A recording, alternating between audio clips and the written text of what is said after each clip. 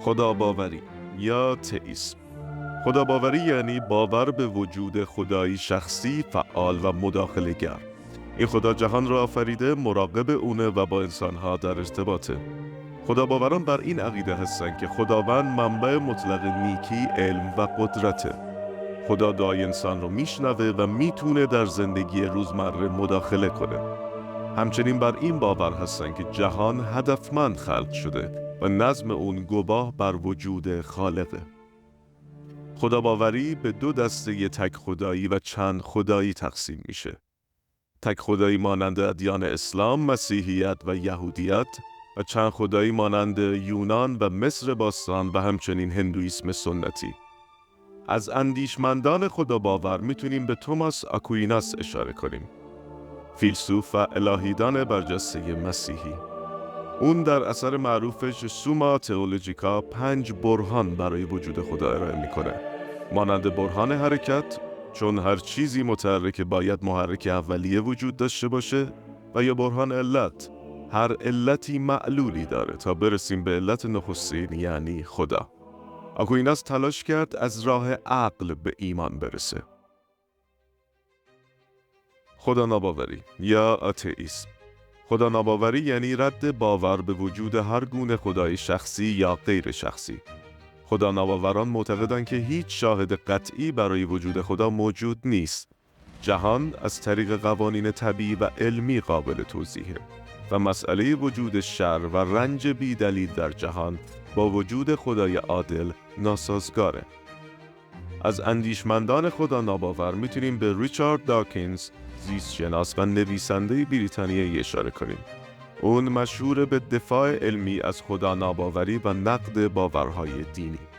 داکینز در کتاب توهم خدا استدلال میکنه که علم، به خصوص نظریه تکامل داروین، میتونه بدون نیاز به فرض وجود خدا جهان و حیات رو توضیح بده و عقیده داشت باور به خدا در عصر علم مثل باور به قصه های قدیمیه.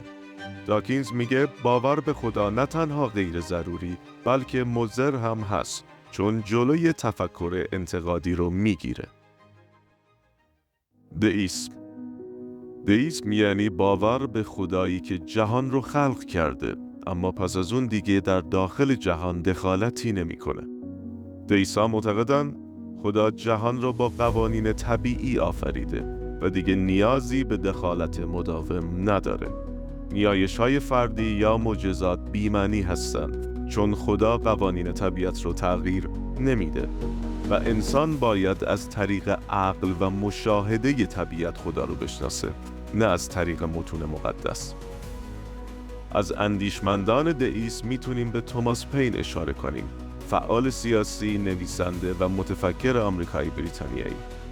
در کتاب عصر خرد، توماس پین به شدت به نقد دین سازمان یافته پرداخته. اعتقاد داشت که خدا از طریق عقل و طبیعت شناخته میشه، نه کتاب‌های مقدس، معجزات و یا وحی. همه خدا باوری یا پانتئیسم. در نگاه همه خدا باور، خدا جدا از جهان نیست، بلکه خود جهانه. خدا در درختان نفس میکشه، در قانون جاذبه جاریه و در عشق شعله میزنه. در این نگاه پرستش یعنی تماشای طبیعت و شناخت خدا همون شناخت هستیه.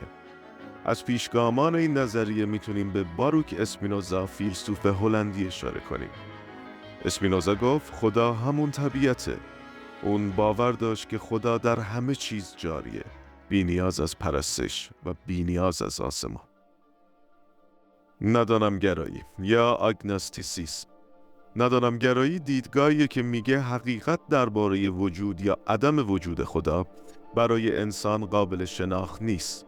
ندانمگرایان باور دارن که انسان هنوز به دانشی نرسیده که بتونه درباره وجود خدا با قطعیت سخن بگه. برای بسیاری از اونا مهم نیست که خدا هست یا نیست، بلکه این جستجوی حقیقت که اهمیت داره. از اندیشمندان این دیدگاه میتونیم به کارل ساگان، اخترشناس آمریکایی اشاره کنیم که پس از مشاهده کیهان و ستارگان با نگاهی علمی و شکاک به پرسش خدا نگاه کرد. و همچنین چارلز داروین که پس از توسعه نظریه تکامل یا فرگشت به شک و ندانمگرایی نزدیک شد. انسان هزاران ساله که در پی یافتن پاسخی برای پرسشی بنیادیه. پرسش از خدا فقط پرسشی فلسفی نیست. رویارویی انسان با راز هستیه. از ایمان آکویناس گرفته تا انکار داکینز، از خدا در آسمان تا خدا در طبیعت. شاید مهمتر از این که کدوم دیدگاه درسته این باشه که ما چگونه میپرسیم و چقدر شجاعانه جستجو رو ادامه بدیم.